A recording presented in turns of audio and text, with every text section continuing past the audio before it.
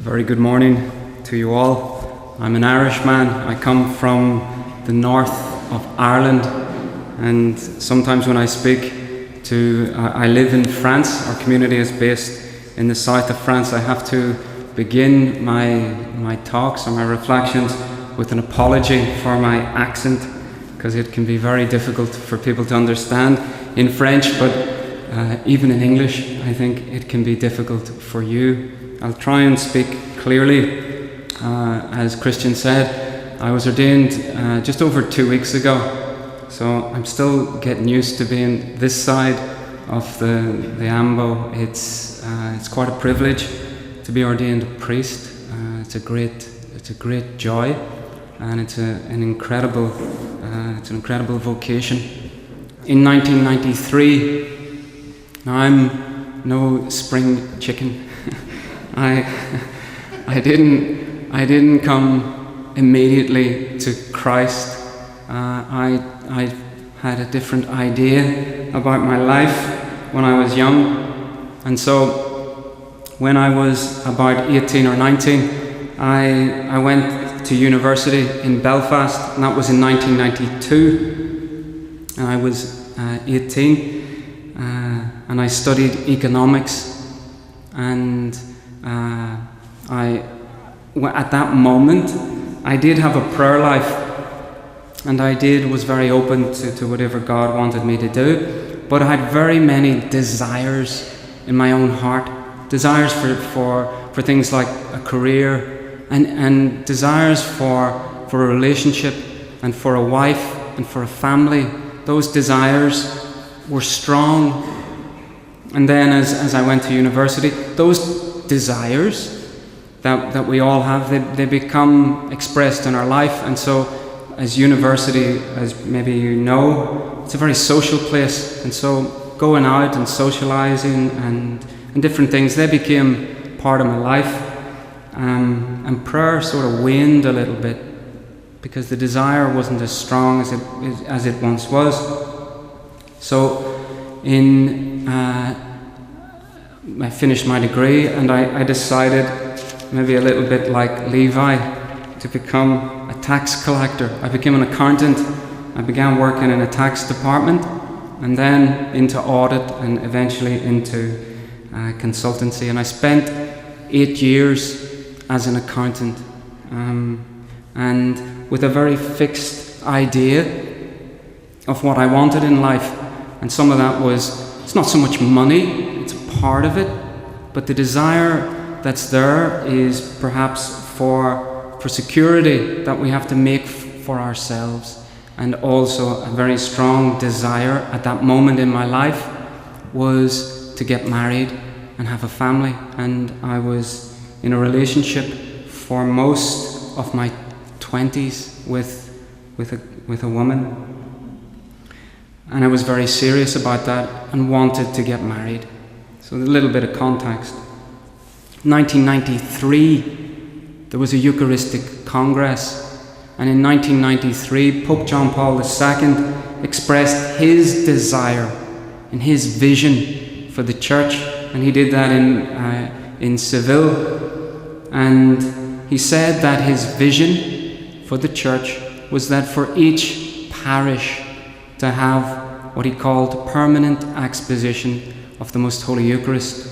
Each parish should have a place where Christ, a chapel, or at least a room where Jesus Christ is adored day and night by the faithful of a parish. And in 1993, my home parish, they took that grace that came from the Holy Father, and they organized Eucharistic adoration in such a way that there was day and night someone before Christ in the Most Holy Eucharist. I was oblivious to all of that. I was living in Belfast, and it had borne no relationship to me whatsoever. But my mother, she lived about 60, 70 yards from the Adoration Chapel, and it made a big difference to her. And so she began to adore daily, and began to offer herself to replace others who couldn't come to adoration. And so she began to spend a lot of time contemplating the face of Christ, whether she knew it or not. He was looking at her, she was looking at him, and this grace in her heart for Jesus in the most holy Eucharist was intensifying, and she was happening also to be praying for her children, and I, being one of those, was susceptible to a grace. Now what happened for me, the reason I'm just trying to sort of use the word desire in a particular way, because in terms of what's in the scripture that we've just read, it's very relevant. So this desire that we all have sometimes is ordered for things that it's not created for. Now, they might be good, and normally when we offer ourselves with our heart, it's called love, and so we can love lots of things. That's how we're created. And in that, sometimes those things, we're always attracted to things that are good. We're never going to love anything that we think is going to be bad for us. But sometimes things that we love aren't really good for us. But it can take time for that to be realized. And sometimes you give yourself over to things like a career, things like a job, or a person who you maybe shouldn't love. It's maybe not God's will. And so maybe that's what was happening to me, but I wasn't aware of it. In the year 2000, a full 7 years after the Perpetual Adoration Chapel was opened in my hometown, full 7 years, I finished my accountancy exams, etc. I was very happy and very content with life, and I wanted to get married, and I wanted to have the career that I'd worked for, and I received money, etc., at a level where I thought this allows me now to really plan my life, to buy a house and to have all of the things that I desired, but in a worldly way, if I can say that.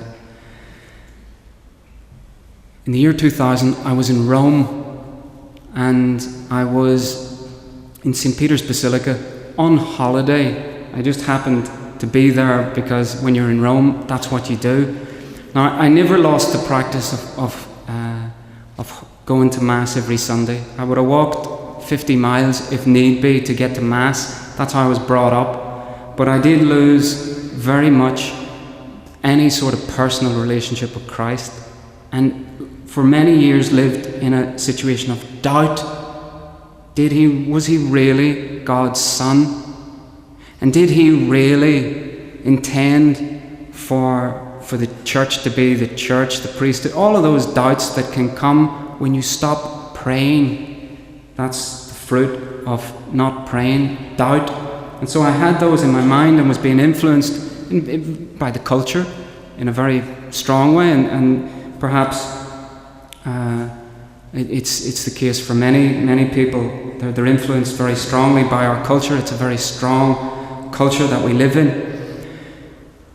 The year 2000, I happened to be in St. Peter's Basilica, or actually in the piazza, and just so happened, as God would have it, I was at one of the barriers, and as I arrived for Mass, I could see maybe almost, it seemed like a mile away, Pope John Paul II, and he was about this big, but I could notice that in terms of his health, and I hadn't been aware of anything in the church really for a number of years.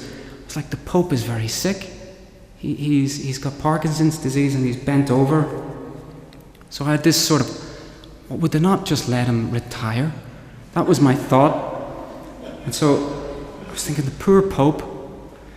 But he got into the Pope Mobile, he celebrated the Mass, I received Holy Communion. Pope got in, and I was there with my girlfriend at the time. The Pope got into the Pope Mobile, and he made a tour of St. Peter's. And as he came into my vicinity, and I mean literally, he just passed in front of me, there was a light that came off the Holy Father. I could see it, not so much with my eyes, feel a light hit my soul, and it was powerful, and I knew that I was in the presence of a saint.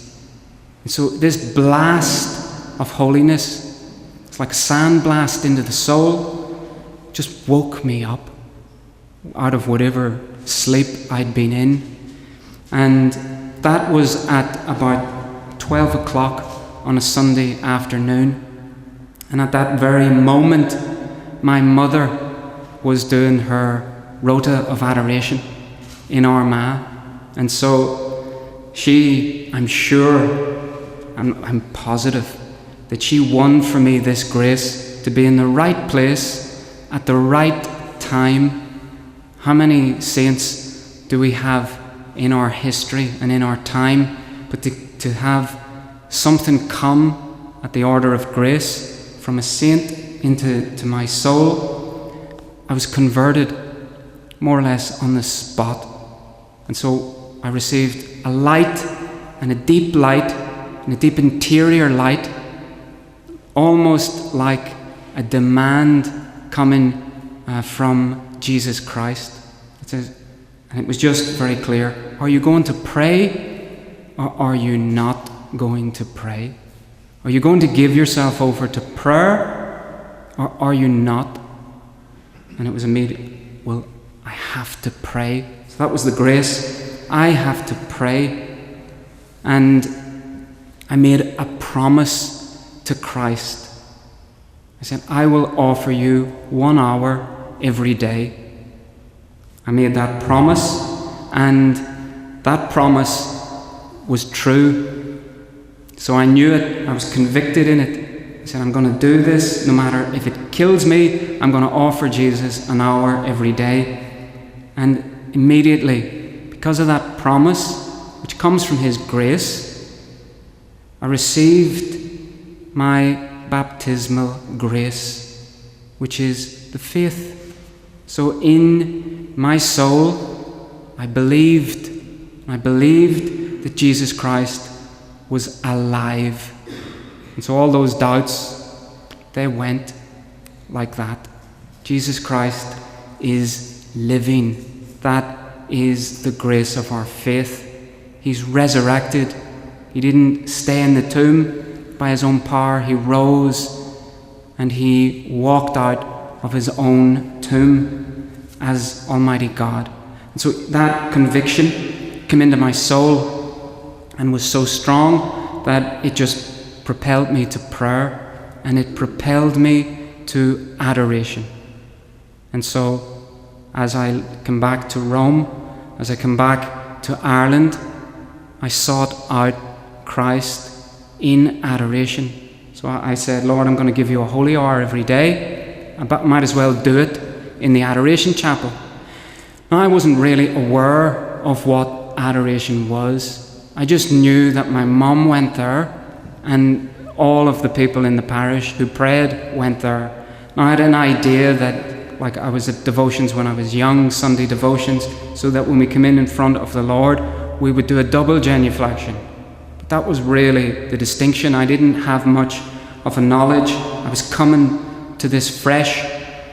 And so I would read and do different things as normal, but I would just give the Lord my time. That's how I was trying to express my love and my faith. I said, Lord, all I can give you is just this time. And I'll just fix it.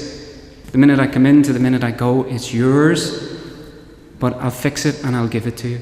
And so I wasn't contemplating the face of Christ maybe in a conscious way, but He was looking at me. And this is the real difference if we look at this text from Matthew. After this, He went out and saw a tax collector. I was very much still convicted in my career and in getting married. But for a year and for about an hour a day, Christ was looking at me. I wasn't really looking back in any sort of meaningful way. And so, just to try and put this into context of conversion, I had received the grace to be restored in my faith, But there is a special grace that Catholics have. It's available to them all, but maybe not all use it. It's a real deep Eucharistic conversion that's available through Holy Communion and adoration, but it draws us into the center of our faith. But I hadn't got that yet. But it came, and if I try and say how it came, I don't know exactly when it came, but it came. St. Peter Julian Aymard received a grace, an extraordinary grace, as a saint to found an order dedicated to Eucharistic adoration. But prior to this, he received an extraordinary grace to understand renewal by means of Eucharistic adoration and conversion by means of Eucharistic adoration. And he did this through really praying and searching. He was a priest in Lyon in France, and it was before he received the call to found an order, but already his life was centered on Christ in the tabernacle. He was centered on Christ, but he was disturbed by his times. And we think sometimes we live in times of crisis, but he lived in times of crisis, especially after the French Revolution, which decimated the church in France. And especially at this point in time where there was a degree of renewal, but it wasn't complete, and it was by no means really in the life of the church. He could see a secularism in priests that frightened him, and in the laity a complete indifference to the truths of the Catholic Church. So he was praying about this. He said, well, how do we combat this? He prayed long and hard. The Lord revealed to him in prayer what was needed. And he comments on it like this. He says, what we have in the church, and I think this is relevant right now to us, he says we have a universal indifference. He calls it a terrifying indifference to the truth. He says there's been a loss of love, and this loss of love for Jesus Christ is the result of then a loss of faith. And so as he's contemplating this, he says, well, what can we do? And he said, you can't deal with it intellectually. That's what he comes to this conclusion. You can't combat it intellectually because it's to do with the loss of love. He says you need fire. That's what the Lord put into his heart. You need fire to combat indifference. And that fire was given to him is Eucharistic fire. This Eucharistic fire that comes when Christ is put on an altar combats indifference. It converts hearts that are cold. It draws hearts to Jesus, but it sets them alight. As Christ says, I've come to cast fire on the earth. And so that's what St. Peter Julian Aymard, the revelation that was given to him by the Lord, and that's what he devoted his life to doing, casting this fire through adoration, through the foundation of an order, but also he had a final revelation that I just want to then bring back to the reflection. He says, this has to go everywhere. This isn't just for priests. This is for everybody in the Catholic Church. They have to come and adore Christ. It has to go to parishes. It has to go wherever there's a tabernacle. Christ has to be brought out of the tabernacle. And he says, when we do that, we put Christ to work. Now, just to come back to what I was trying to explain in my own life, we put Christ to work. And so I was in an adoration chapel when I received this deeper Eucharistic conversion, if you like, but a fire that takes hold of the heart and the soul that comes from Christ. It's not coming from anybody else. We can get converted by saints, but in order to be completely on fire, we need Jesus to do that. And we need Jesus in the most holy sacrament of the altar to do that. And he does that.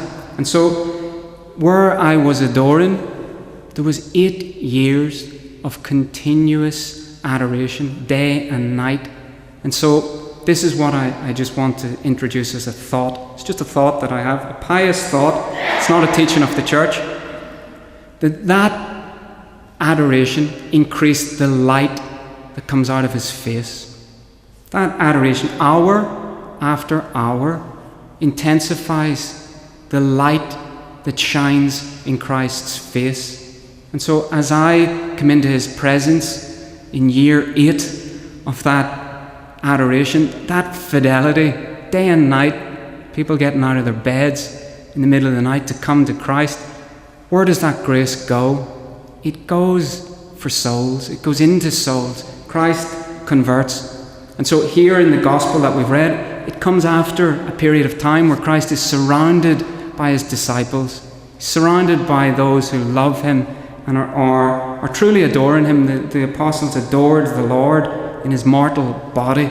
We adore him in his glorified, hidden state. But it's the same relationship. And so Christ looks at Matthew.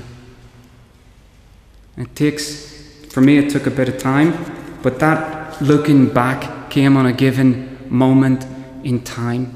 And so it was a Wednesday evening, and the Lord had been putting a fire into my heart through adoration.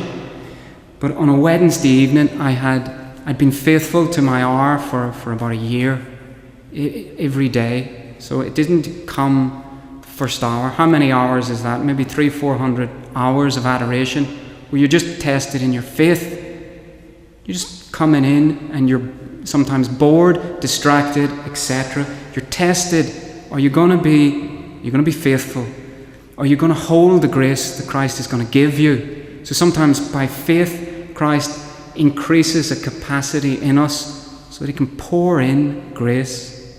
And that's sometimes why we just have to sweat it out.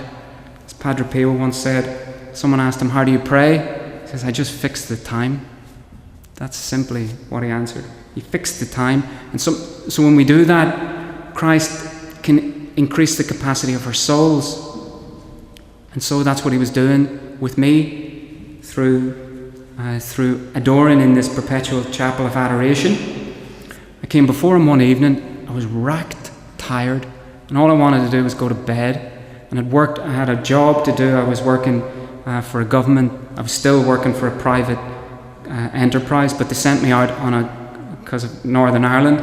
They changed all of the government departments, so they needed a lot of accountants. I was working on the other side of Belfast, but at about a 2-hour commute, morning and night, and had to work very long hours. And I come home one night, and I was tempted just to say, the Lord will understand.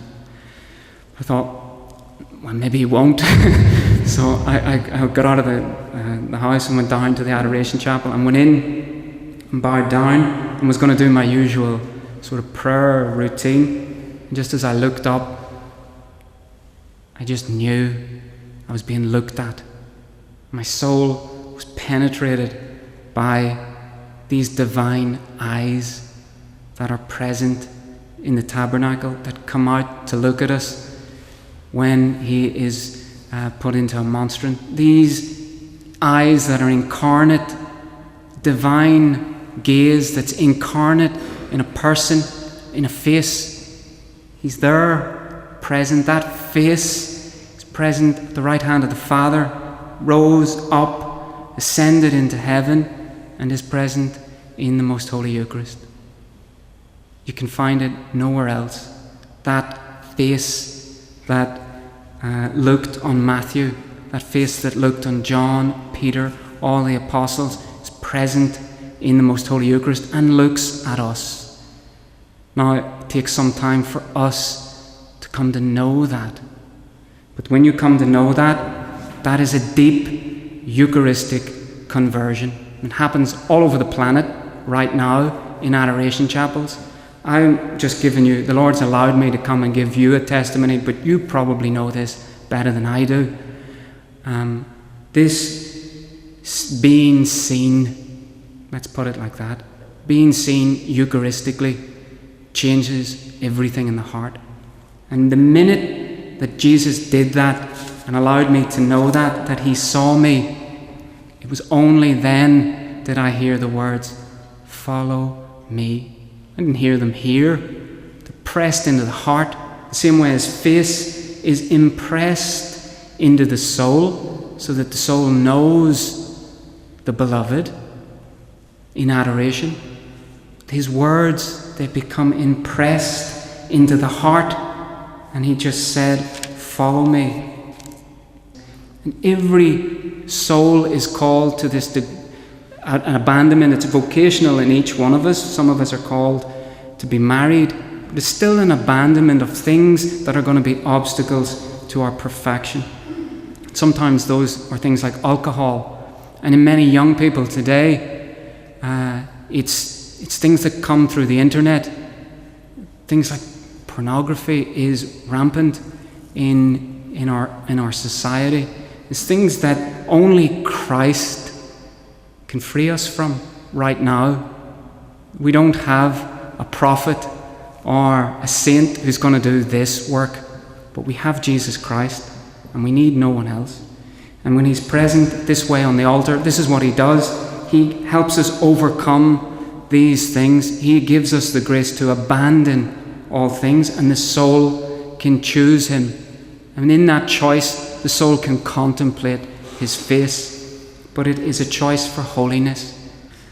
This abandoning all things, for me, like I knew I was called after that contemplation of the face of Christ, reordered in life, but I was still very much with someone. And so it's a moment where you're looking at the Lord and you're saying, how is this going to work out? Because I've been with this person for 7-8 years. How am I going to break this news? What do I do? And so it's not for everybody, but each of us maybe have some degree of witness to give to the truth vocationally. And that sometimes comes with an obstacle that has to be overcome, surmounted. And all I could do, I had 2 ports of call. I just said, well, right, I'm going to adore more, and let's see if that can help work this thing out. Because I knew I was called to be a priest. And then the other aspect of that, abandoning all things, well, I did that to a person. I gave all of that to Our Lady. I abandoned all things to Our Lady. And so when I did that, I was faced with what seemed to me to be something impossible. I was thinking, I can't do this, because my heart was still attached to that relationship.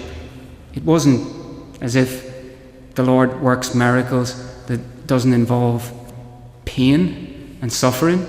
Those things are part of being a Christian. They're part of following Christ. We have to endure. We have to be patient. We have to take up our cross and follow him.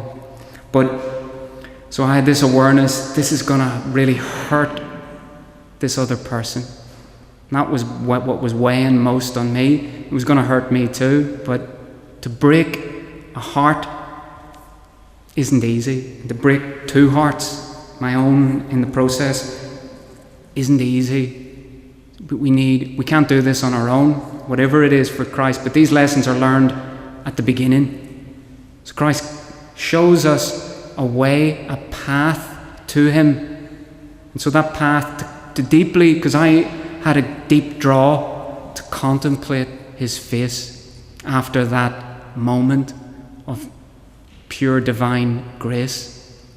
That I knew was vocationally in my heart. I wanted to be dedicated to Jesus in the Most Holy Eucharist. Because that was Jesus.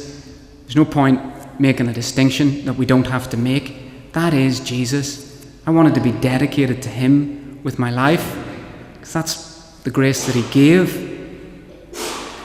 But in order to do that, we need to overcome a lot of things, this abandonment. So I turned to Our Lady. I consecrated myself to Our Lady.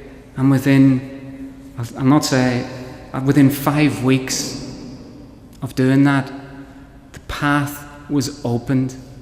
Now, the pain wasn't diminished, but the path, I found myself on that path that was going to take me to a seminary. And that took 2 years. but that path began when I invoked Our Lady. Intimacy with Christ, face to face. That if you want to understand what adoration is, it's this face to face encounter with Jesus Christ. I've ran out of time. Thank you very much for your patience.